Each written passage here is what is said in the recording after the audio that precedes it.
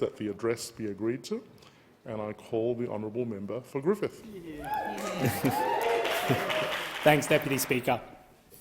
Since the invasion of this continent, generations of First Nations warriors, organisers and leaders have fought and continue to fight to protect their land, seas, air, people and culture against colonisation.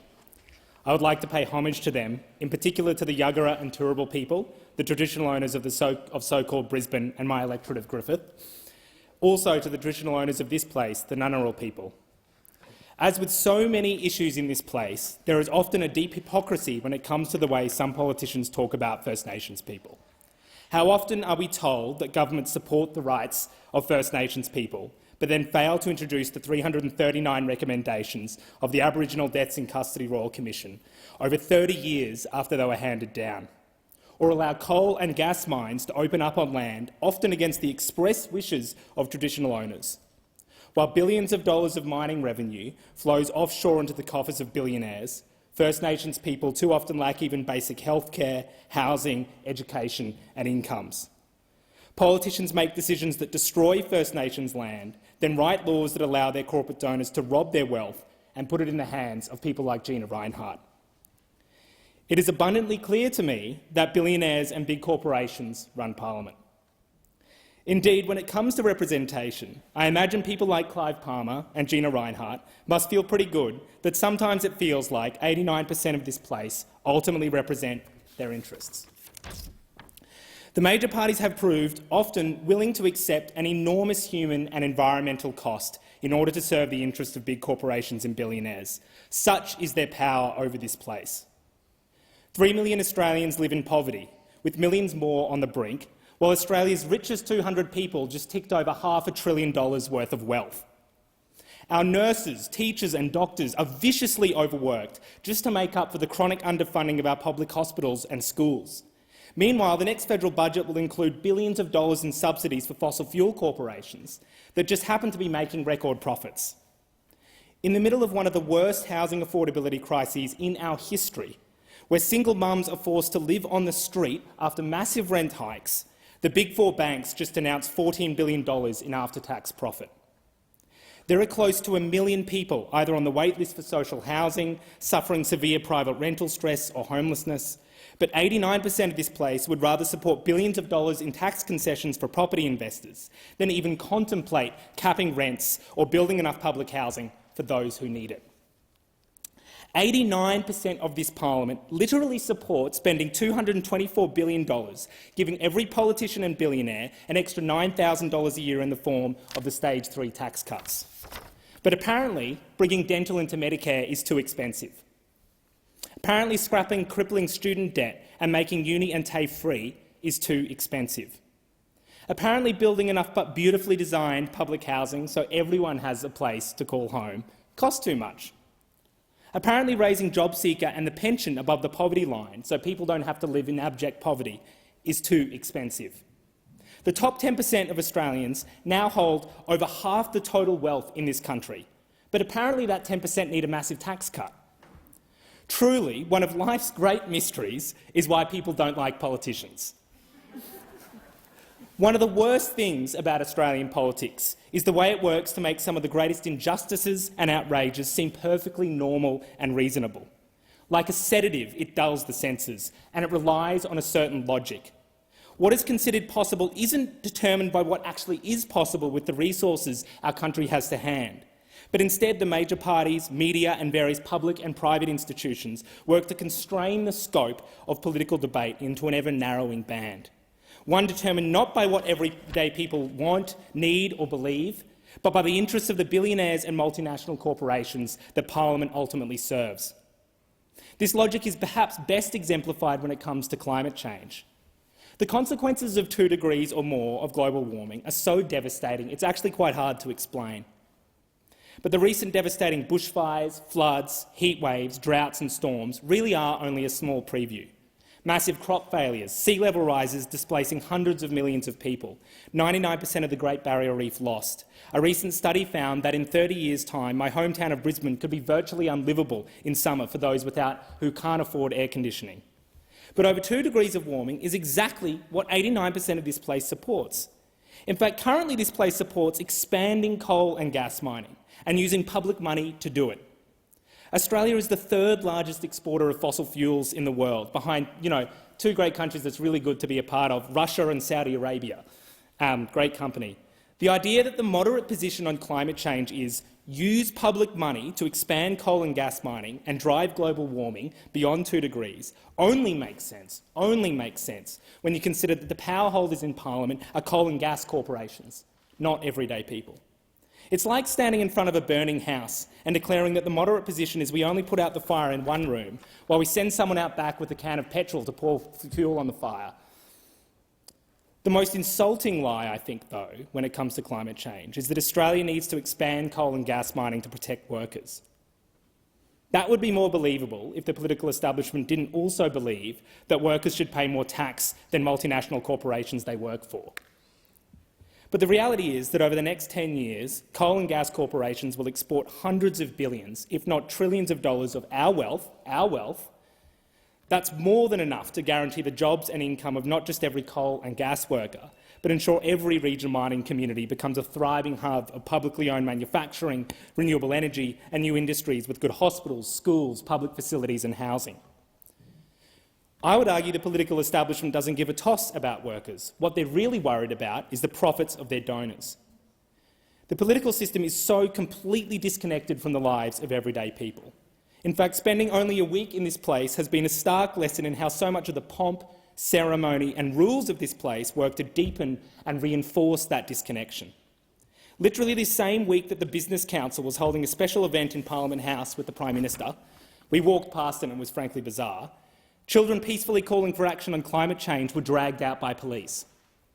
Technically, I should be kicked out of Parliament if I don't dress like a businessman, but you're more than welcome to vote for laws that materially benefit corporations that also happen to donate millions of dollars to your political party. Every member of Parliament was forced to pledge allegiance to the British monarch last week. One would think we should be swearing allegiance to the Australian people. Then there was installing massive security fences around the once publicly accessible lawns above Parliament House that were specifically designed to represent the democratically accessible nature of this place. And as symbols go, I think that was probably a bit on the nose. The sense that politics and politicians in general are completely disconnected from the lives of everyday people was a sentiment shared by almost everyone I spoke to during this campaign. Over 14 months, I personally knocked on almost 15,000 doors or thereabouts, and time and again people told me they were fed up with politics. But what also became clear was just how low people's expectations are when it comes to politics. It is this sense of low expectations which remains one of the political establishment's greatest assets. Deny people hope that things can get substantially better, and you take their power. But I've seen the power of collective hope. Indeed, it really is the only reason I'm standing here. Over 14 months, over 1,000 Greens volunteers in Griffith knocked on almost 90,000 doors, hand-delivered hundreds of thousands of letters and flyers, gave up countless evenings, mornings, rainy arvos and weekends to fight for something greater than themselves. We had tens of thousands of conversations with residents across Griffith, where we actually took the time to listen and often learn about the issues that people faced in their daily lives. Together we built the biggest single-seat campaign, I would argue, in the history of Australian politics, and helped continue to build a movement inextricably linked to the communities from which it has emerged. One of the questions I asked repeatedly on the Griffith campaign, borrowed from Bernie Sanders, was, are you willing to fight for someone you don't know as hard as you would fight for yourself? Time and again, the answer was yes. We fought for each other not out of a sense of charity, but out of a sense of solidarity, of righteous anger, and of, most importantly, hope. Hope not just that we could defy virtually every political and media expert and win Griffith, but hope that we can collectively build a movement that will fundamentally transform Australian politics in favour of everyday people. The philosophy and organisation of our movement was perhaps best represented by the response to the Brisbane floods. The floods of this year were a harsh, brutal and unjust symbol of the consequences of a political system stacked in favour of fossil fuel corporations.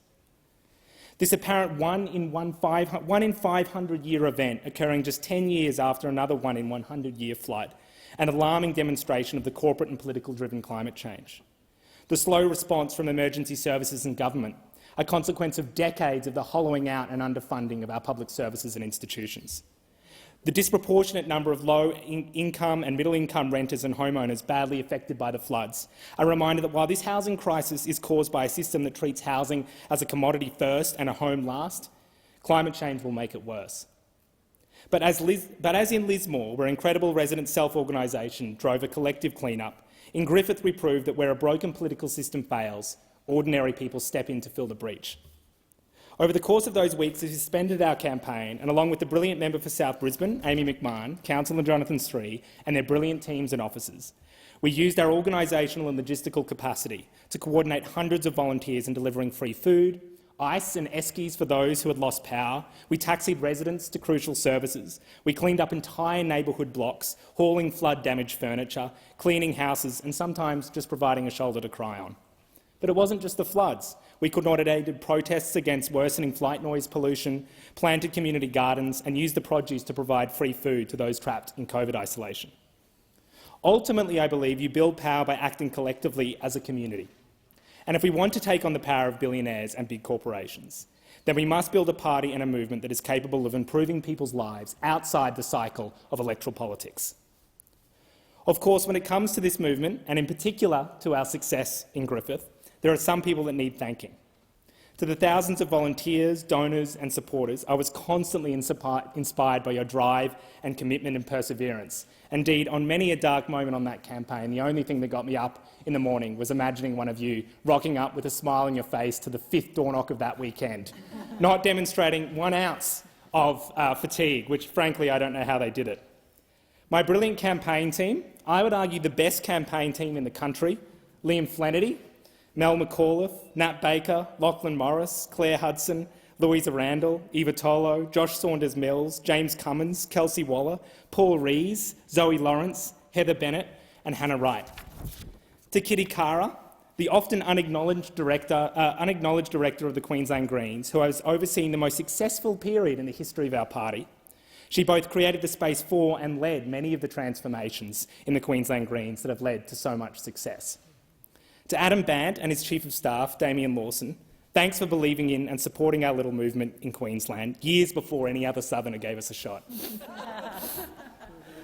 Thanks to my parents, Kim and Tim, for giving me many of the principles of right and wrong that I still hold today, while providing the space to develop my own politics with guidance and the odd radical book recommendation.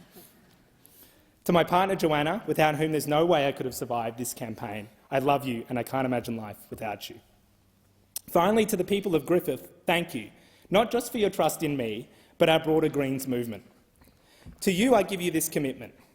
Whether you're struggling to put food on the table or pay the rent, whether you're a refugee in hotel detention in Kangaroo Point or you're facing eviction from your public housing, whether you're fighting against a profit-hungry airport corporation or a dodgy developer, whether you want to help plant a community garden or just fix up your local school, whether you've been abandoned by state authorities as another climate-fuelled flood disaster hits your neighbourhood, or you're just in need of a friendly chat, we'll have your back. And really, at the end of the day, what we're fighting for is a future where everyone has what they need to live a good life. And perhaps the greatest injustice of all is that in such a wealthy country, our system denies so many people the chance to fully enjoy their one short life on this earth. Healthcare, education, housing, a good, well-paying job and a beautiful home are the foundation to do what makes life truly meaningful. Time with family and friends, footy in the park, painting a picture, reading a book, a day at the beach, a hike through the wilderness, a beer at the pub. I so strongly believe in a 4-day work week with no loss of pay because it would do so much to give people that most precious of resources, time. Beyond all the specifics, it can sometimes be hard to describe what exactly we mean by a good life. But funnily enough, the great feminist writer Virginia Woolf, writing in a room of one's own, for me comes close to describing what I mean. Woolf reflects on the instinct for possession, the rage for acquisition, which keeps the stockbroker and the great barrister going indoors to make more money and more money and more money, when it is a fact that £500 a year will keep one alive in the sunshine. With that £500, she wrote, came the freedom to think and write as she pleased. And thanks to Elizabeth Stoney for that reference. So often in political debates, we reduce people to numbers. But what value do you put on a family no longer having to worry about paying the rent and finally having the money to spend the summer at the beach? What value do you put on an afternoon playing footy in the park with your kids, rather than working your 6th day of work? How much human enjoyment, creativity, new loves and friendships are denied by a political and economic system that too often prioritises the profit of multinational corporations over the happiness of everyday people? What has given me so much hope is that the vast majority of everyday people across Australia share this vision. That we should tax billionaires and big corporations to fund things like dental into Medicare, free childcare and build 1 million public and affordable homes is a view that I believe is shared by the vast majority of people across this country. What's more, it is a truly universal vision. That a small town in regional Queensland, Biloela, demonstrated a greater level of kindness and solidarity towards refugees than this place has done in decades is a reminder that while the decisions this place makes often impose unimaginable cruelty on people fearing persecution, war and famine, often created by the foreign policy decisions of our government, those decisions don't reflect the will of the people. After all, what sort of good life is it when our country demonises and mandatorily imprisons our brothers and sisters for the crime of seeking that same good life? And this is why I have so much hope that ultimately we can win. Because no matter what the political establishment throws at us, no matter how many times they tell us not to hope for anything better, no matter how many times they try to divide us up, no matter how many millions of corporate dollars they spend trying to stop us, we'll keep fighting. Because we recognise that we all have more in common with a refugee in detention than a billionaire like Clive Palmer. We don't fight for self-interest, we fight for each other. And we won't stop until everyone has what they need to live a good life, to be alive in the sunshine. For those watching at home who despair at the state of our world but feel powerless to change it, I understand. After all, how often are we browbeaten and lectured about expecting anything but the bare minimum from politics? Often by self-proclaimed experts. But here's the thing, I lost count of the number of times political and media experts said we had absolutely no chance of winning Griffith. And the thing is, they were wrong and people like you were right. The cleaners, paramedics, nurses, students, tradies, retirees, refugees, ordinary, everyday people who fought every day for a better future on the Griffith campaign, they were right. And the representatives of the political establishment, they were wrong. And believe me, that knowledge terrifies them. So next time an expert or politician tells you that it's unrealistic to expect that in a wealthy country like Australia, no one should go hungry or without a home, know that we were right and they were wrong. Know that when they tell you that tax cuts for billionaires, more coal and gas and mandatory detention of refugees is the best you can hope for, know that they were wrong. Because if the Greens win in Brisbane, Ryan and Griffith prove one thing, it is that the only barrier to change is that capacity to organise campaigns like this around the country. Our collective power terrifies the major parties and corporate donors, but it should give you hope. Because the Griffith campaign was not the end of something, but the start. And if that political establishment thinks that this is our movement at our biggest, that somehow this is the best thing we can do, then oh boy, do they really have another thing coming. We really are just getting started. So if, like me, you think that we should use $224 billion providing free breakfast in every school so no kid goes hungry, rather than dishing out $9,000 to a federal politician, if you think everyone deserves a good home, if you think we shouldn't divide people up by the colour of their skin, gender, sexuality or the way they talk, but rather find common cause with everyone in this country who has been screwed over by the political system, if you think that tackling climate change is more important than the share price of BHP, then join our movement. Because I've seen the power of collective hope, and I know what it can achieve. Thank you.